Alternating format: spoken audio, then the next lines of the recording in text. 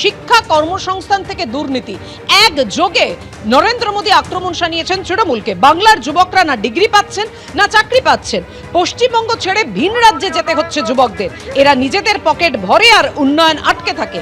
এভাবে এ রাজ্যে সরকারকে আক্রমণ শানিয়েছেন নরেন্দ্র মোদী।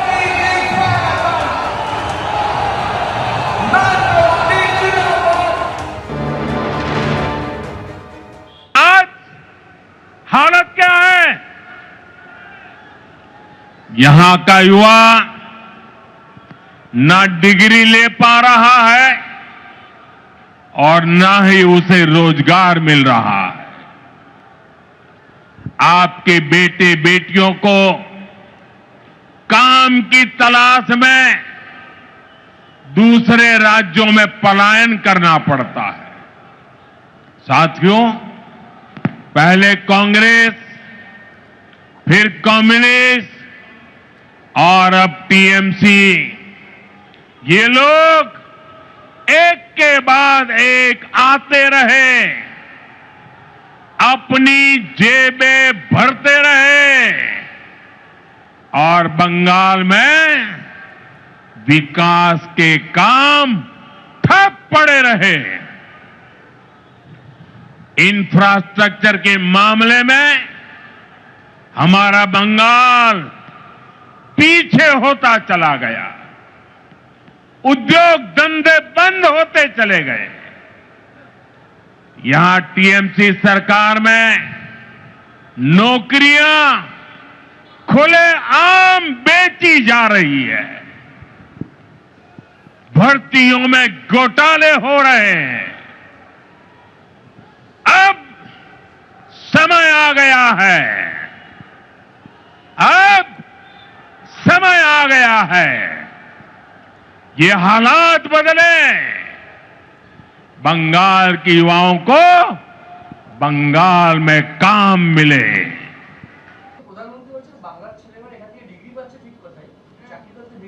আরে আমি এসএসসি শেষ, এসএসসি পরীক্ষা আমার টুইট করা আছে, দেখে নিন। ওই 9, 10, 11, 12 এবং গ্রুপ সি, গ্রুপ ডি, ভিন রাজ্য থেকে, বিজেপির রাজ্য থেকে, ডবল ইঞ্জিন রাজ্য থেকে কতজন ছেলে মেয়ে এই রাজ্যে পরীক্ষা দিতে এসেছিল। আমার টুইট, আমার এক্স হ্যান্ডেল অ্যাকাউন্টে যান, এখন সংখ্যাটা আমার মনে নেই, গোটা সংখ্যাটা আপনারা পেয়ে যাবেন কতজন পরীক্ষা দিতে এসেছিল। এবং এসে তারা আপনাদের বাইট দিয়েছিল যে আমাদের বিজেপি, আমাদের উত্তরপ্রদেশে চাকরি নেই, আমাদের মধ্যপ্রদেশে চাকরি নেই, আমাদের বিহারে চাকরি নেই, এটা তারা বলেছে।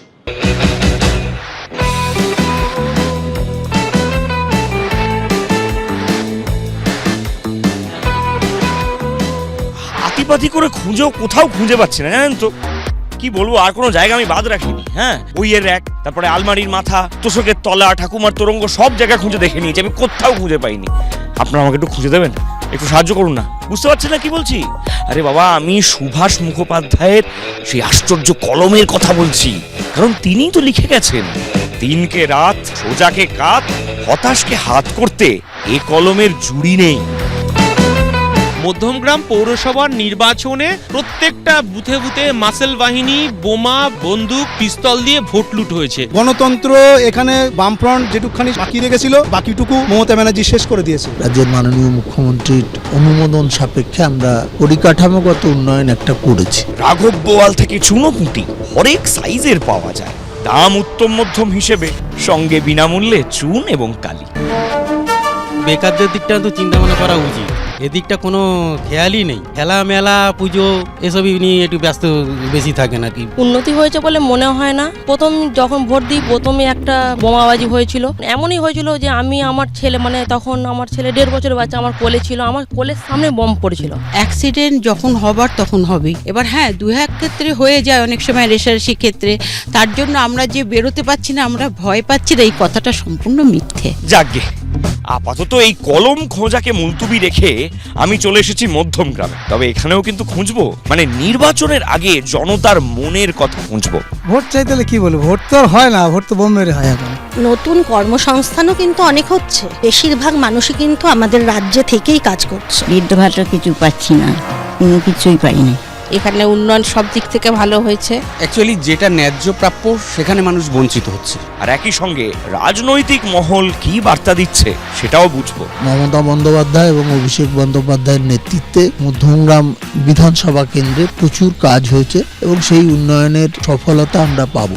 এই খাদ্যমন্ত্রীর নেতৃত্বেই হাজার হাজার মানুষকে দিয়ে আমার বাড়ি লুট করা হয়েছে। তৃণমূল সরকারের এই কয়েকটি বছরে মানুষ অতিষ্ঠ হয়ে গেছে। বামফ্রন্টের 34 বছরে অতিষ্ঠ হয়েছিল, কিন্তু মানুষ বলছে এই সরকারকে তাড়াতাড়ি তাড়াতে হবে। পৌর এলাকায় তো প্রচুর অর্থ আমাদের দিয়েছে, যে অর্থের যোগানে বিভিন্ন এলাকা বিভিন্নভাবে, সে পঞ্চায়েতই হোক আর শহর এলাকা হোক, সেখানে একটা প্রভূত উন্নতি হয়েছে। এরা নিজেদের উন্নয়ন করছে, প্রকৃত বাংলার কোনো উন্নয়ন হয়নি।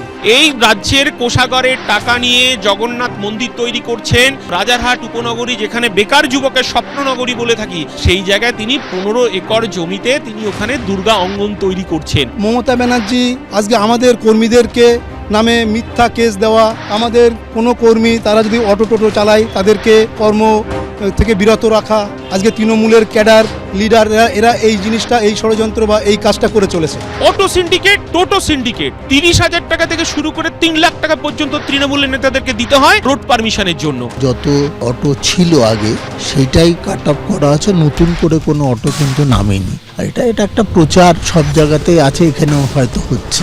বিধানসভা নির্বাচনের 3টে ইনিংসে মধ্যমগ্রামের মধ্যমণি হয়ে রয়েছেন খাদ্যমন্ত্রী রথীন ঘোষ। 2011, 2016 এবং 2021-এ হ্যাট্রিক করেছেন। 2011 সালে এই কেন্দ্রে সেকেন্ড পজিশনে ছিল ফরওয়ার্ড ব্লক। সেইবার বিজেপির ভোটের শতাংশ ছিল মাত্র 3। 2016 সালে বাম কংগ্রেস জোটের প্রার্থী তাপস মজুমদার ছিলেন সেকেন্ড পজিশনে। আর 2021-এ তৃণমূল কংগ্রেস 49% ভোট পেয়ে থাকলেও হাড্ডাহাড্ডি লড়াই কিন্তু হয়েছিল বিজেপি এবং আইএসএফ এর মধ্যে। সেখানে 24% ভোট গিয়েছিল বিজেপির ঘরে, আর আইএসএফ পেয়েছিল 21% ভোট।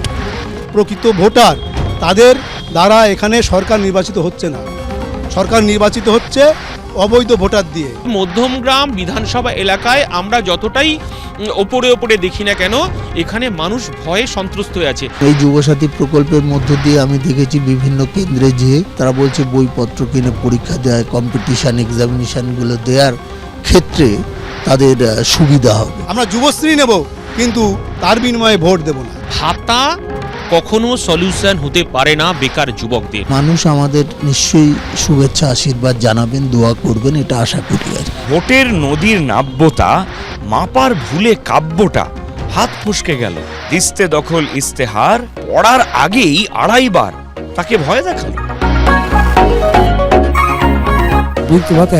কিছু পাই না। একটা শিক্ষিত যুবক যাকে বাবা মা পড়াশোনা শেখালো, যার দরকার ছিল চাকরির, যার দরকার ছিল কাজের, আমরা দেখলাম তাকে ভাতা দিয়ে মুখ বন্ধ করার চেষ্টা করা হচ্ছে। এই যে যুবসাথী খুবই ভালো করছে, টাকাটা পেয়ে নিজের ব্যবসার কাজেও চাইটুকু জমিয়ে ব্যবসার কাজেও লাগাতে পারবে। আমাদের এখন একটা কাজের দরকারের জন্য পরিবর্তন দরকার।